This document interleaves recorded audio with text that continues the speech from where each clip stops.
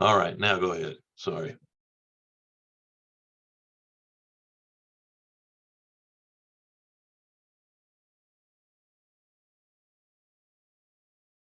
All right. All right, so my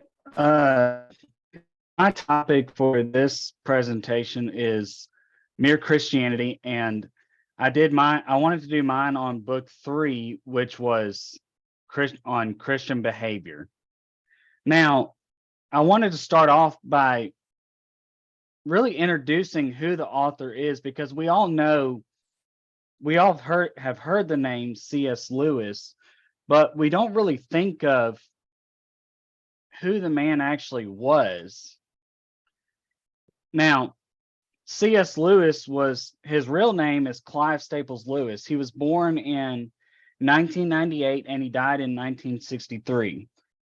He is considered to be one of the most famous writers of the 20th century.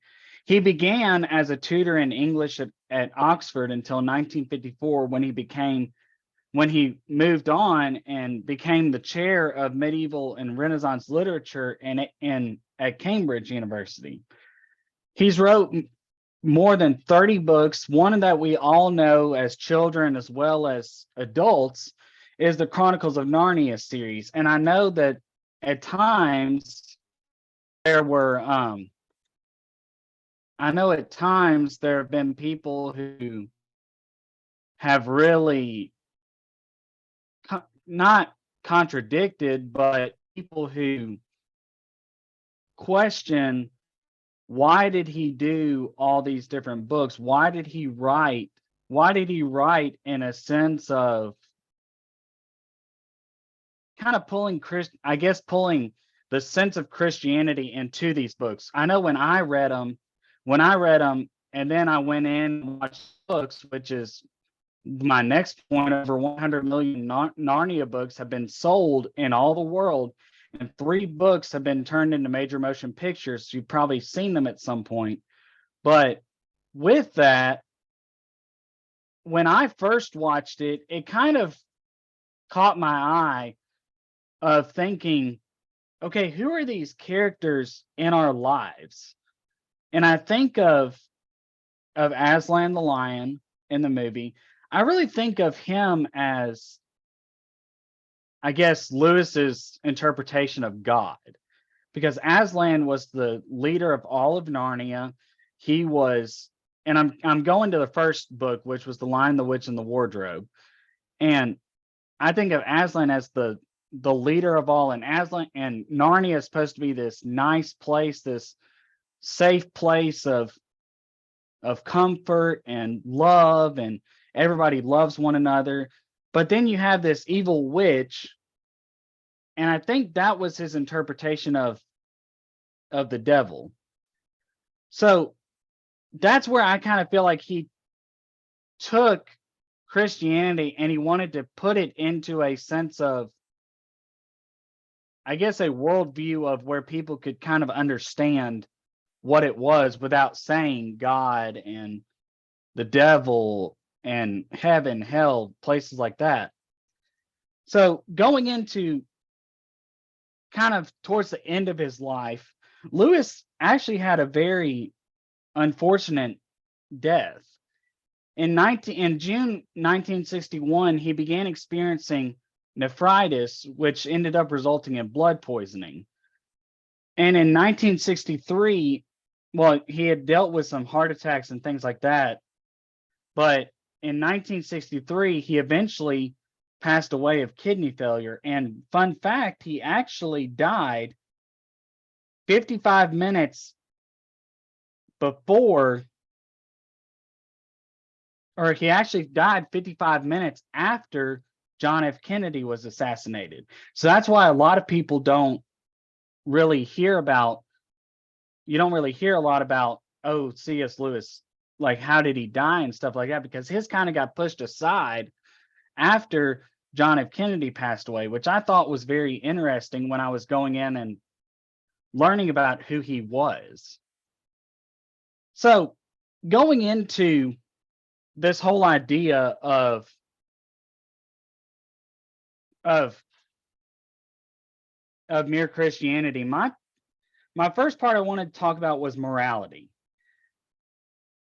Now, in your definition, what does morality mean to you?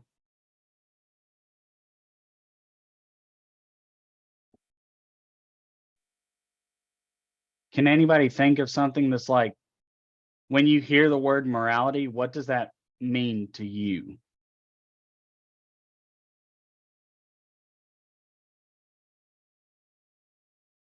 I think Christian is out at the moment. So that leaves Bertha and me. Bertha, Hello? you want to talk about that a little bit? Yes, I have a moment. I have a quick moment. You're talking about uh, your behavior, your conduct, the right and the wrong in Exactly. society. Okay. So when we think of the word morality, I think of,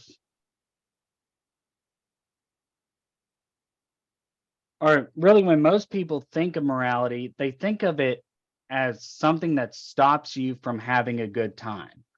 Now, a lot of people think, a lot of people think, well, that just means we don't want you to have fun. Well, no, that's not what that means. Morality is, as Webster's definition defines it, as a literary or other imaginative work teaching a moral lesson. Well, where do we see that? Where do we see a literary or other imaginative work teaching a moral lesson? Where do you think that I'm kind of going with that?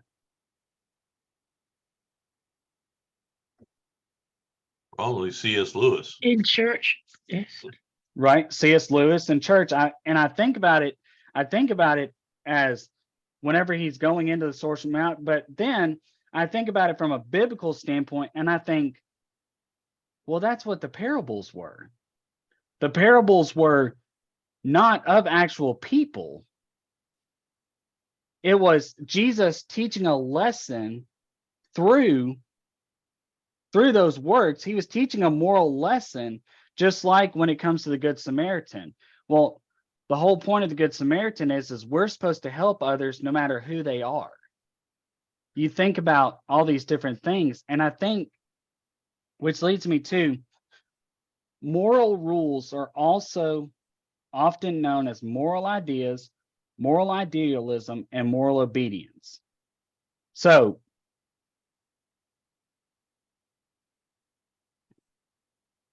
being morally perfect is an ideal, and it's something that cannot be achieved. Christian, I'm reading yours. Morality is the conduct of human affairs and the relations between. Okay, I like that. And that's right. Jesus taught that people should act morally in life, not just to receive the eternal life, but because humans should want to carry out the good deeds for their own.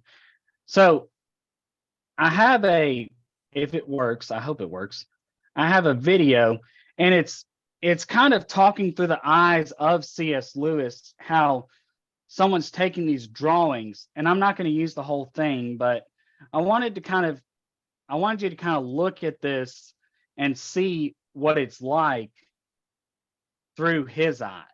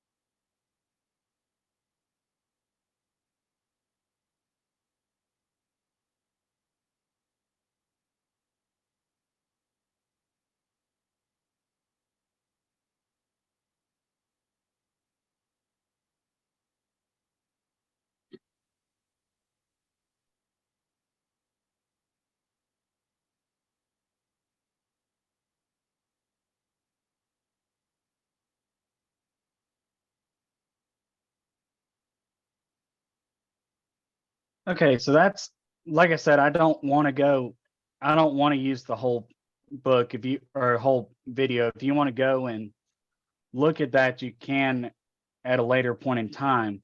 But I want you to look specifically at the last part or the last part of the paragraph that was just read, and it's on page 70. And it says, but there's nothing very fine about trying to be quite accurate at each step in each sum.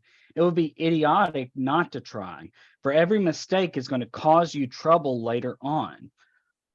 Why do you think he says that? Why do you think he says specifically?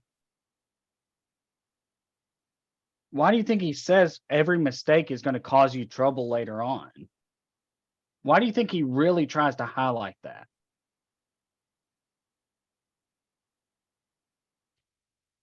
Because there are consequences behind every action. Right. Right. There are consequences in everything that there in stuff that causes us trouble. You think about when you're a child. Well, if your mom or your dad tells you to go clean your room and you don't do it, are they just going to just shrug their shoulder and say, okay? No, you're going to get punished. He sees that if you talk about the rules and obedience instead of ideas and idealisms, we have to remind ourselves of these facts. They didn't teach you, your parents didn't teach you, if you don't do this, then later on in life, you're going to run into problems. No, they said, this is our rule and you're going to obey us, just like God. God tells us, or tells us, if you love me, keep my commandments. Well, so does that mean that he's saying you don't have to in certain times? No. So going into chapter 1 for the 3 parts of morality, according to C.S. Lewis, there are 2 ways that the human being goes wrong. And one way is when human beings drift apart from one another or collide with the other person and cause damage. What do you think he means by that?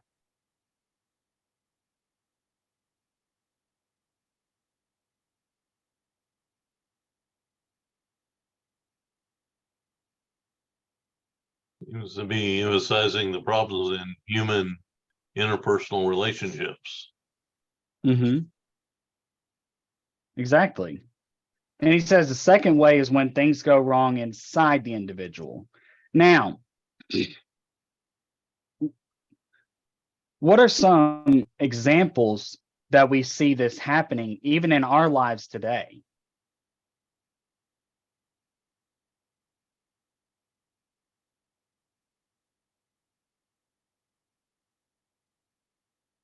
Well, the biggest one I can think of is,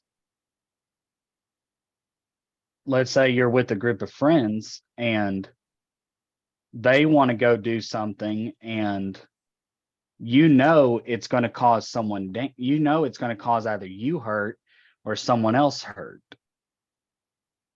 But yet you still go and do it anyways. Yeah. I think if you look at, for example, all the mass shootings going on these days, this is, something really going wrong in people's lives that, do these things. And we're seeing a lot of disenfranchised people and people with mental illnesses that, for whatever reason, they take it out on other people. And it's usually like I think the one that I know of recently happened back where I grew up in Nashville at the Covett School, where the former student just walked in and started killing innocent people. I mean, why did she do that? Because of the way that she was being treated. She didn't like the way she was being treated. So I'm going to go back and do harm to people. Well, why? Because it makes me feel good. Or you have some people say, well, God told me to do it. Well, does God tell us to go and murder people? No, he tells us the opposite. He tells us the exact opposite, which is don't murder. So another part that I think of is morality can be associated with three things: fair play and harmony between the individuals, harmonizing the things inside each person, and the general purpose of human life altogether. So people always seem to focus on more than the first and forget the other two. They seem to focus on fair play and harmony between the individuals because I don't know about y'all, but I consider myself a people person or a people pleaser. It's okay. So I'm more of the second one. I'm more of harmonizing the things inside each person. If one person is mad at me, I want to fix it. And then vice versa. And I just keep on and keep on going. But the biggest thing is a lot of people, I feel like worldly, go with this first one, fair play and harmony between individuals, because it's all about fairness. Oh, we have to be fair. We have to be equal. We have to do this. We have to do that. Well, then we forget the third part, which is what is our purpose? What is the general purpose of human life altogether? What do you think is the general purpose?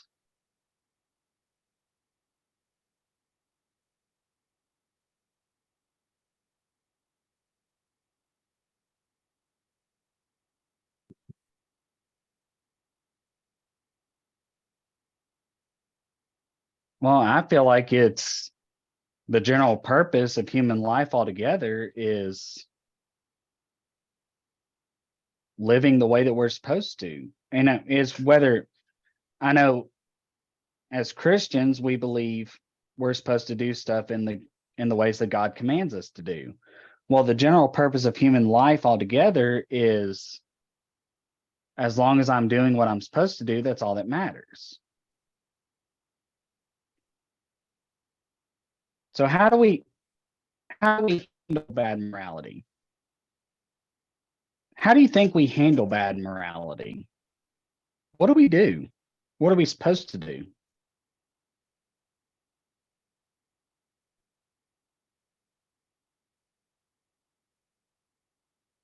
Well, it's regulated in every culture.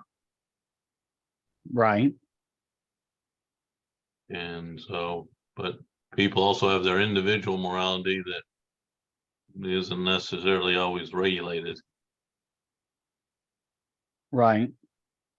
According to C.S. Lewis, bad morality is something that is present in our society every day, just like we just said.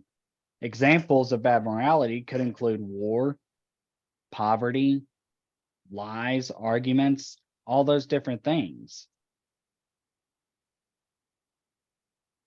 But what we can all really agree on, what most people can agree on, is the idea of people needing to be honest and helpful people. Because you always hear about, I go back to when you're younger, you always hear about when you were in that younger phase, if you always told people the truth, if you told your parents, okay, yes, I stole this. Yes, I took this. Yes, I did this. Yes, I did that. They weren't as mad as if you stayed back and or blamed it on a sibling. But also helping people is a big thing. Now, however, if we do not strive for more than just that, then our morality doesn't go anywhere. So what do we think about morality? When thinking about it, we must consider all three different categories. Number one, relations between man and man. Two, things inside each man. And three, relations between man and the power that made him. So, with an ever-changing society, we are getting to the point where all the different beliefs are leading to different behaviors occurring. But where where there are usually disagreements that come up are with the second and third categories, are with the things inside each man and the relations between man and the power that made him. Well, who do most people believe is the last part, the relations between man and the power that made him? Who do most people believe that is?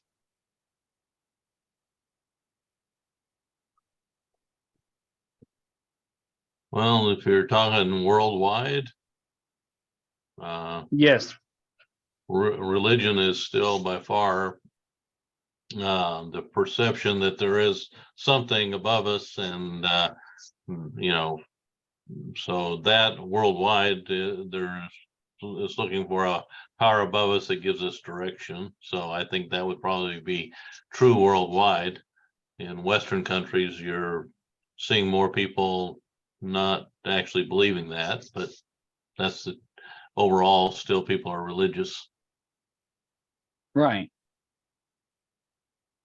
So C.S. Lewis, I found this quote that I really liked, and it says, if no set of moral ideas were truer or better than any other, there would be no sense in preferring civilized morality to savage morality, or Christian morality to Nazi morality. Well, what do you think he means by this? If no set of moral ideas were truer or better than any other, there would be no sense in preferring civilized morality to savage morality, or Christian morality to Nazi morality. What do you think he means by this? I think he's making the argument that everybody, for the most part, believes there is some level of morality, some sense of right and wrong, even if they don't exactly know where it comes from. They all want that sense of right and wrong and live by a sense of right and wrong for the most part. Correct. So my next chapter is chapter 3, which is on social morality. According to the Journal of Positive School Psychology, social morality means fairness, which is one basis of law, which helps to govern society and to control individual behavior. Now, it's important to remember that throughout Christianity does not claim to have a detailed way to do unto others as we want them to do unto us. Now, that's the golden rule, right? But C.S. Lewis made a good point that often people expect the church to give us a lead. By the church, they often mean the people. When we're doing this, we are placing our desire to follow in the wrong source. Now, the importance of social morality. The importance placed by the New Testament on giving and working in order to gain is to give one that should not be overlooked.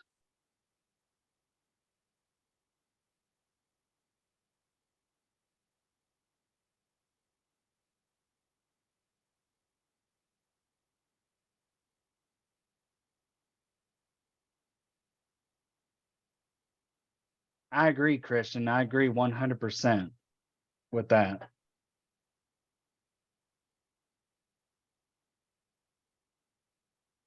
We live in a world where people try to prevent others from helping those that are in need and see it as a nuisance. You see of people who maybe people say, oh, we need to go out and give to the needy. We need to go help in homeless shelters. We need to go help fund these places. But a lot of people see it as, well, no, why can't they just fend for themselves? Why can't they they're just like us. just go do this or go do that. Go, like, really go fend for yourselves. Well, that's not at all what we're supposed to do. We're not supposed to prevent others from helping those in need. We're supposed to help people who are in need. And C.S. Lewis shares his opinion that when someone resorts to such things, they're also leaving the path of Christian morality. And I couldn't agree more with that. When we have a job and can give back from which we have been given to charities such as the poor, then we're doing what the Bible has called us to do, which is to go help people.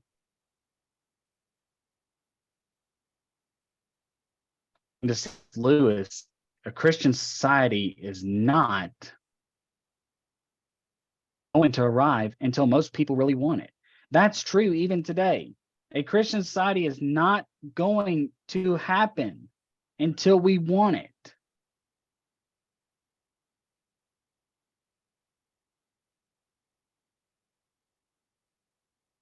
Very true, Christian.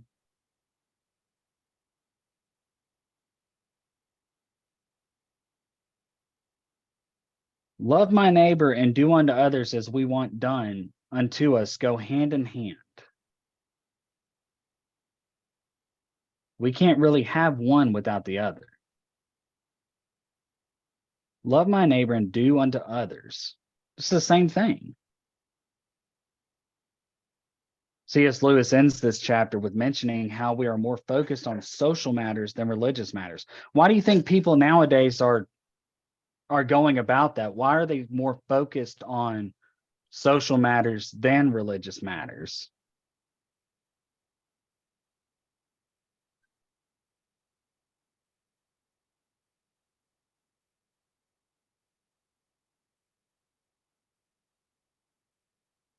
Exactly. They think religion's toxic.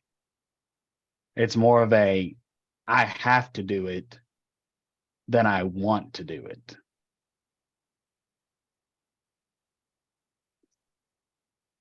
Yeah, there's this tendency to say, I want freedom for myself in all areas, and I'm the one who's best to decide what's best for me and even best for other people sometimes.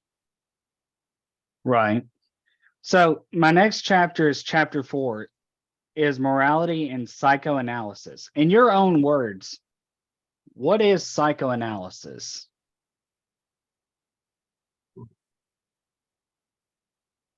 A good one. What do you believe is psychoanalysis?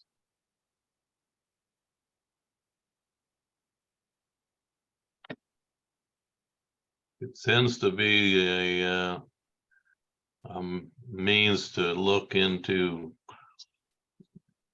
things and events that occur in your life that cause you to be a certain way or act certain way or think certain ways. It's the way I think of it anyway. So looking for what causes things from past experiences, what causes present things from past experience. I like that. I like both those definitions.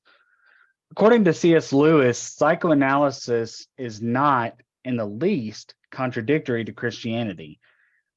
He believes that the technique that psychoanalysis has overlaps with Christian morality at some times. That it's something that everyone needs to learn about. And I agree. It's something that we need to know because it has to do with, like Christian said, a method of explaining and treating mental and emotional disorders by having the patient talk freely about himself. If people express their feelings, express their emotions, then they'll eventually be able to come out of that shell. I like what you just said, Bertha, but I think I lost it.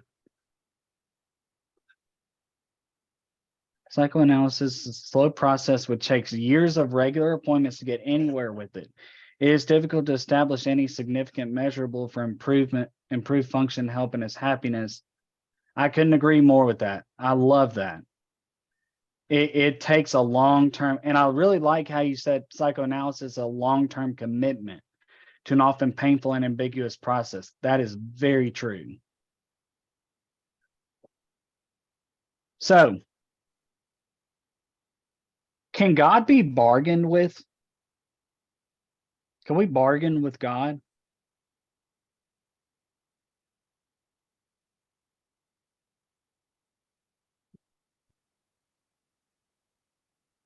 We all know we can't. C.S. Lewis gives a description of his second point, which is how people think of Christian morality as something that can be a bargain with God. People often begin thinking that God is someone that can be bargained with, as if God expects us to follow only some rules and then we'll be rewarded. Well, we know that's not true. Right. We could ask God to give us the things that make us feel loved, safe, and accepted, but we have to go find it. He tells us, seek first the kingdom of God and his righteousness, and all these things will be added to you. Ask and it shall be given to you. Seek and you will find. Knock and and the door will open to you. And I really love that, Bertha. We have to be direct with him. Or Christian, I'm sorry. We have to be direct with him.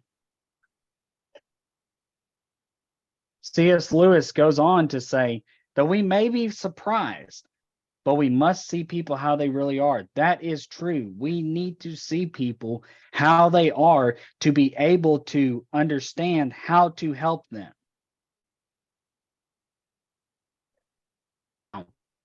C.S. Lewis and Christian writers. C.S. Lewis perceives Christian writers as strict but free. Do you think that's true?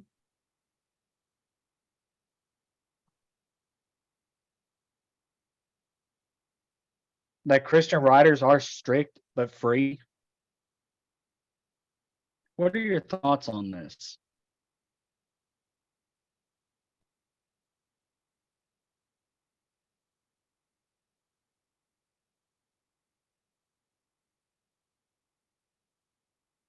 I would think for the most part, they are free, but I gotta admit, I've seen some writers that I'm not sure they would fall in that category, but a lot are. Absolutely. C.S. Lewis goes on to describe Christian writers as individuals who discuss mere sins of thought as if they were immensely important. Is that okay? I like that, Christian. When the Apostle Paul talked about inability to make deals with God, he used an important case study. I really like that. And that's very true. He uses a lot of different scenarios to talk about that.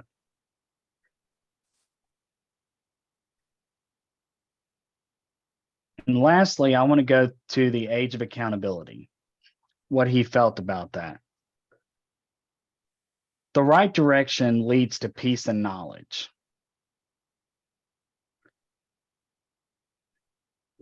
When do you feel is the age of accountability? Is there a certain age? Is there as soon as our parents start teaching us?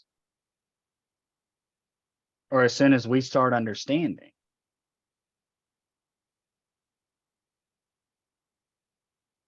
I don't think there's any particular age, although most kids start thinking around 10 on, where they recognize something good, something bad in deeper sense than just do what you're told.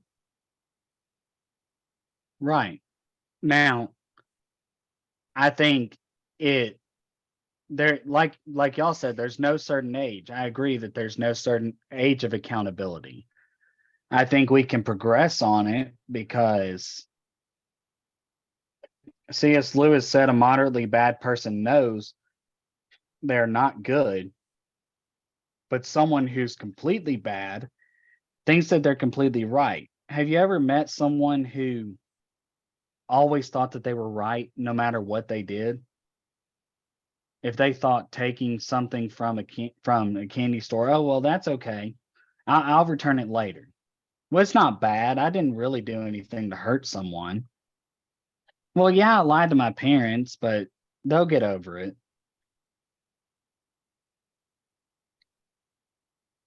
But people who